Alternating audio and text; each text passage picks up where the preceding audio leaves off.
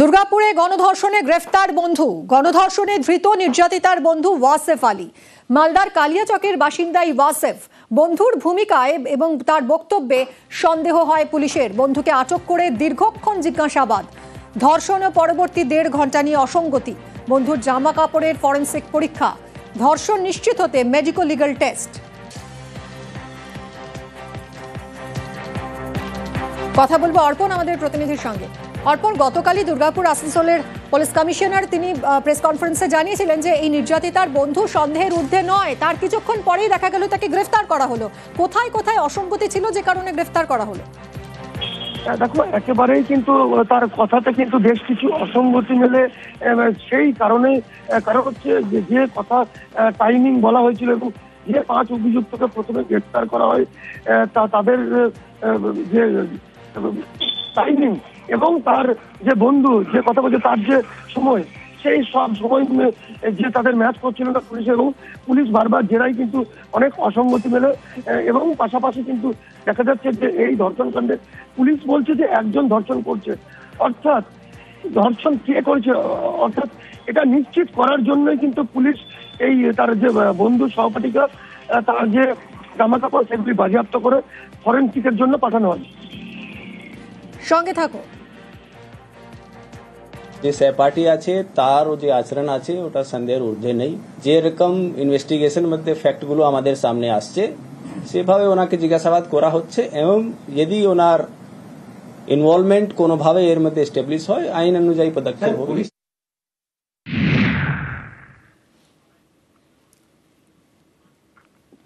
দুর্গাপুরে ডাক্তারি পড়ুয়ার ধর্ষককে নির্যাতিতার গোপন জবানবন্দি নেওয়া হয়েছে গতকালই। নির্যাতিতার বয়ানে চাঞ্চল্যকর দাবি পুলিশের। দুর্গাপুরের ঘটনায় নাটকীয় মোড়। অভিযোগকারীর বন্ধু ও সন্দেহের ঊর্ধ্বে নয়। ছাত্রীর বন্ধুর ভূমিকাতেও প্রশ্ন।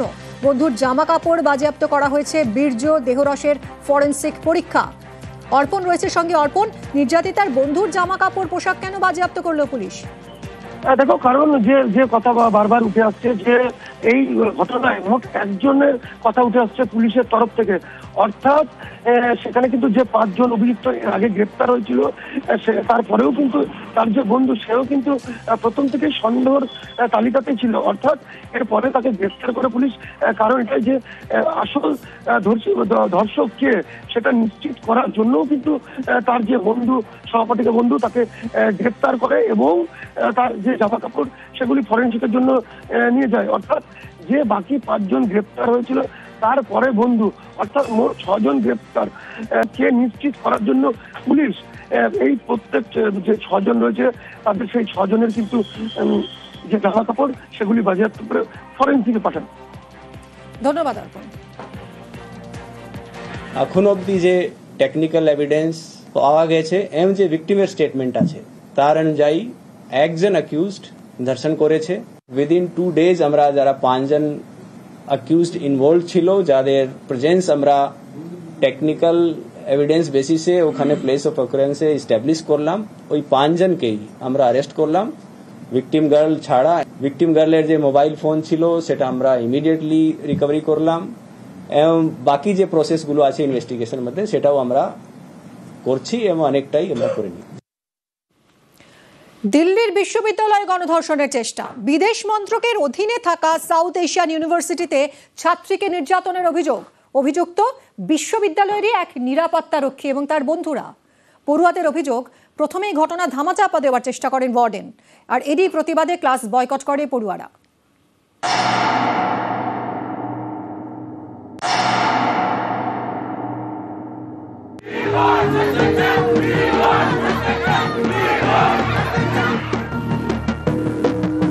সাউথ এশিয়ান ইউনিভার্সিটি দেশের অন্যতম অভিজাত শিক্ষা প্রতিষ্ঠান। এখানে এক ছাত্রীকে গণধর্ষণের চেষ্টার অভিযোগ ঘিরে তুমুল শোরগোল।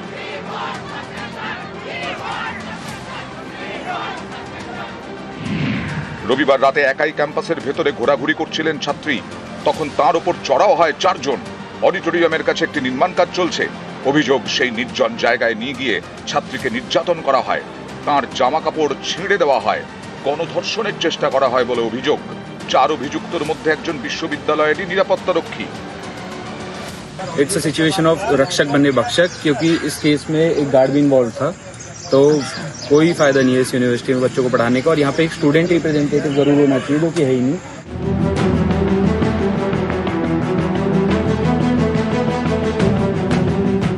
সাউথ এশিয়ান ইউনিভার্সিটি বিদেশ মন্ত্রকের অধীনে এটি একটি আন্তর্জাতিক বিশ্ববিদ্যালয়। সার্ক গোষ্ঠীভুক্ত দেশগুলির যৌথ তহবিল থেকে চলে এই বিশ্ববিদ্যালয়। সার্ক গোষ্ঠীভুক্ত দেশগুলির ছাত্রছাত্রীরা কম খরচে পড়ার সুযোগ পান। এমন এক শিক্ষা প্রতিষ্ঠানে গণধর্ষণের চেষ্টার অভিযোগ। সাউথ এশিয়ান ইউনিভার্সিটি, তার ভেতরে এক ছাত্রী, প্রথম বর্ষের বিটেক ছাত্রী, তাকে শারীরিক হেনস্থার শিকার হতে হলো, তাকে গ্যাং রেপের চেষ্টা করা হলো। অভিযোগ জমা পড়ার 24 ঘন্টা পেরিয়ে যাওয়ার পরেও কিন্তু কোনো অভিযুক্তকে গ্রেপ্তার করা হয়নি বা সেই গ্রেপ্তারের কথা অফিসিয়ালি জানানো হয়নি। ছাত্রছাত্রীদের অভিযোগ, প্রথমে ঘটনা ধামাচাপা দেওয়ার চেষ্টা করেন ওয়ার্ডেন। বিশ্ববিদ্যালয় কর্তৃপক্ষ নিজে থেকে পুলিশকে কিছু জানায়নি। রবিবারের ঘটনা, পুলিশকে জানানো হয় সোমবার বিকেলে। তাও ছাত্রীর এক পরিচিত অভিযোগ জানান। বিশ্ববিদ্যালয় কর্তৃপক্ষ একটি তদন্ত কমিটি করেছে, সেই কমিটিতে পড়ুয়াদের কোনো প্রতিনিধি রাখা হয়নি। ওয়ার্ডেনকে সাসপেন্ড করার দাবিতে বিশ্ববিদ্যালয়ে বিক্ষোভ দেখাচ্ছেন পড়ুয়ারা। চলছে ক্লাস বয়কট।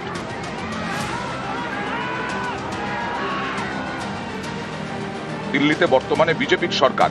দিল্লির পুলিশ কেন্দ্রীয় স্বরাষ্ট্র মন্ত্রকের অধীনে। সেই দিল্লি বিশ্ববিদ্যালয়ে গণধর্ষণের চেষ্টা ঘিরে রাজনীতির হাওয়া গরম।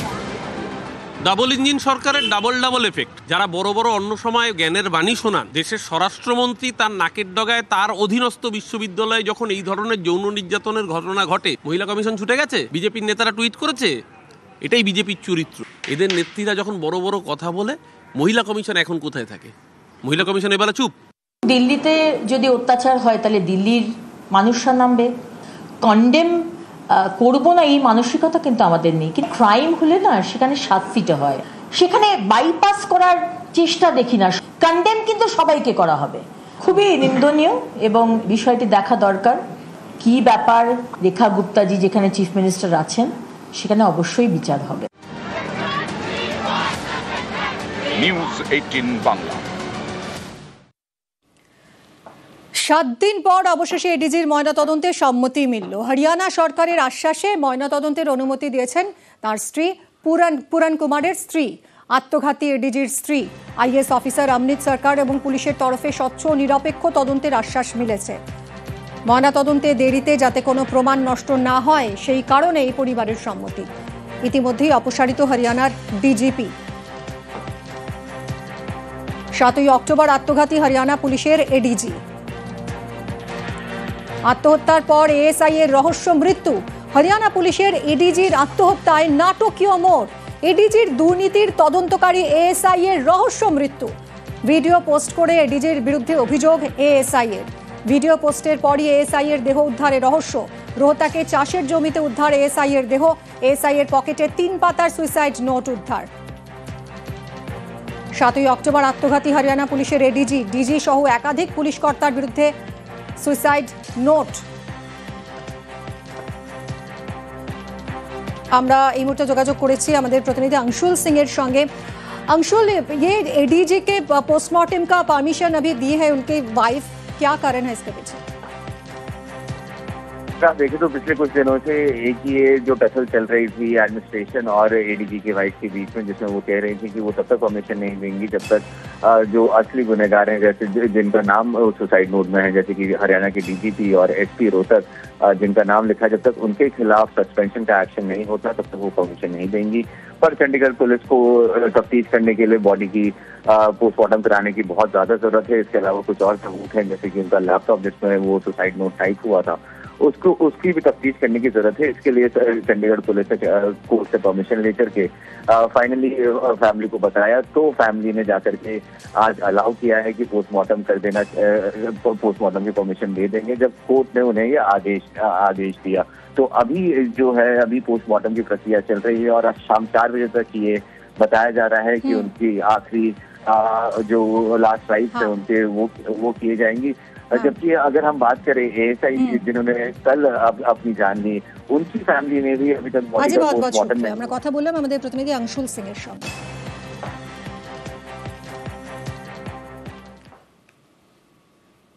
ডেটিং অ্যাপের আড়ালে প্রতারণা চক্র। মিন্টো পার্ক এলাকায় ভুয়ো ডেটিং অ্যাপ চক্র, প্রতারণা চক্রের পর্দাফাঁস। কলকাতা সাইবার থানার চক্রের পর্দাফাঁস। কথা বলবো, অমিত রয়েছে আমাদের সঙ্গে। অমিত, কিভাবে এই চক্রের পর্দাফাঁস হলো? দেখো, কলকাতা পুলিশের সাইবার পিএসএ বেশ কিছুদিন ধরেই বেশ কয়েকজন অভিযোগ করছিলেন তারা আর্থিকভাবে প্রতারিত হয়েছে এবং প্রথমে পুলিশকে জানায় যে ডেটিং অ্যাপের মাধ্যমে তাদের ব্যক্তিদের সঙ্গে তাদের আলাপ হয় এবং আলাপ হওয়ার পর এবং সেখান থেকে তাদের কাছ থেকে টাকা নিয়ে টাকা নেওয়া হয় এবং তদন্ত নেমে দেখা যায় যে মিন্টো পার্ক এলাকায় একটি ঘর বা অফিস ভাড়া নিয়ে সেখান থেকেই 17 জন যাদেরকে গ্রেপ্তার করা হয়েছে, যাদের মধ্যে 16 জন মহিলা, তারা ডেটিং অ্যাপের মাধ্যমে বিভিন্ন জনের সঙ্গে আলাপ জমাতেন, আলাপ জমিয়ে বিভিন্ন প্রতিশ্রুতিতে বন্ধুত্ব করা এবং তারপর তাদের থেকে টাকা হাতিয়ে নিতেন, এমনটা কিন্তু অভিযোগ ছিল।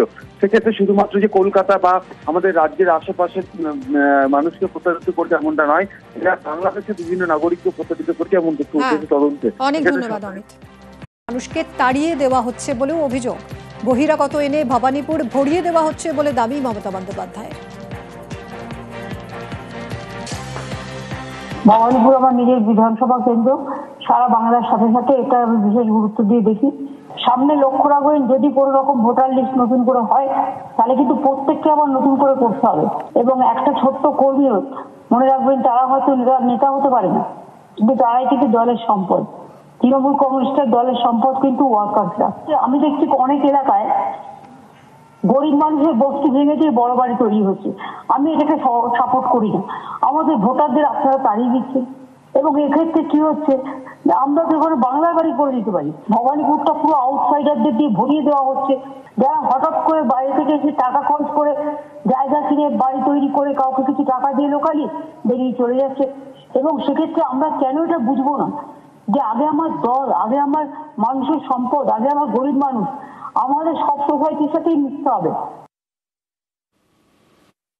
আমাদের যতটা ধারণা যে মমতা বন্দ্যোপাধ্যায় প্রার্থী হতে চলেছেন, তো স্বাভাবিকভাবেই আমরা বলবো যে মমতা বন্দ্যোপাধ্যায়কে চতুর্থবারের জন্য আমাদের বাংলার মসনদে বসাতে হবে। শেষ কথা নির্বাচন কমিশন বলে না, ইডি বলে না, সিবিআই বলে না, শেষ কথা বলে এই মানুষ। আর বাংলার মানুষ নিশ্চিত করে দিয়েছে যে মুখ্যমন্ত্রী ছিলেন মমতা বন্দ্যোপাধ্যায়, আছেন মমতা বন্দ্যোপাধ্যায়, থাকবেন মমতা বন্দ্যোপাধ্যায়। আমরা ভবানীপুরে 1 লক্ষ ভোটে মুখ্যমন্ত্রী মমতা বন্দ্যোপাধ্যায়কে জয়ী করব।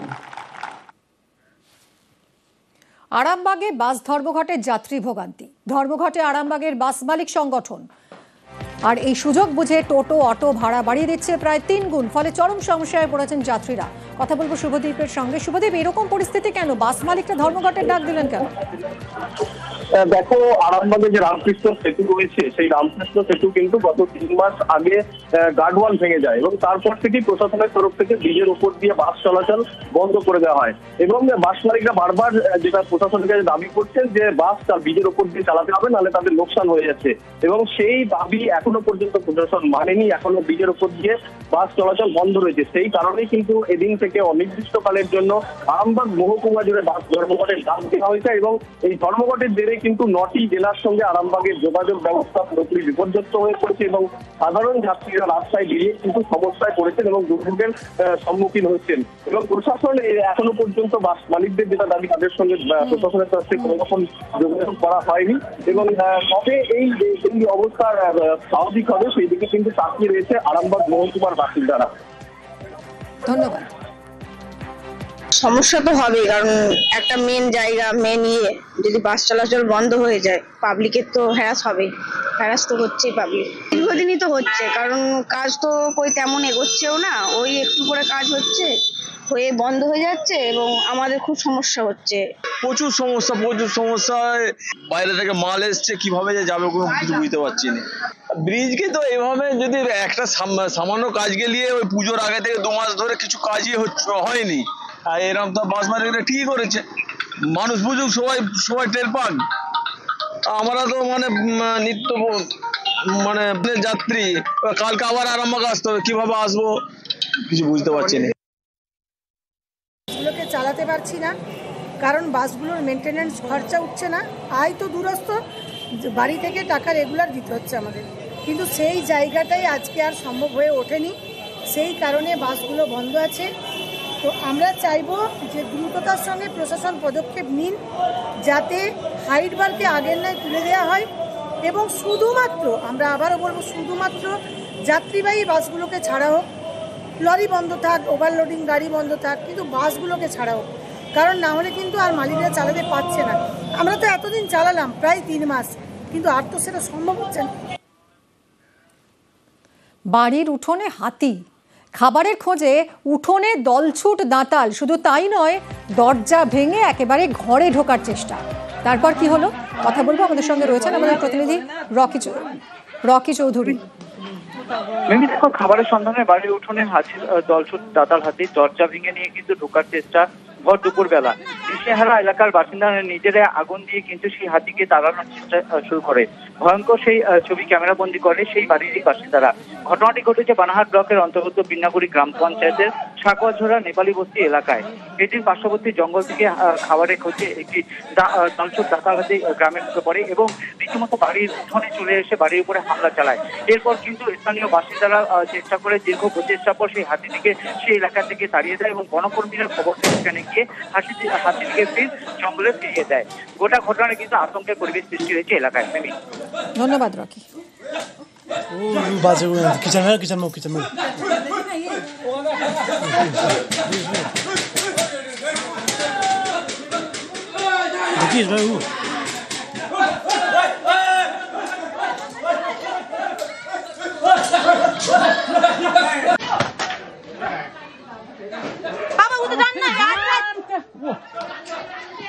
हे भगवान भोलेनाथ हे भोलेनाथ भगवान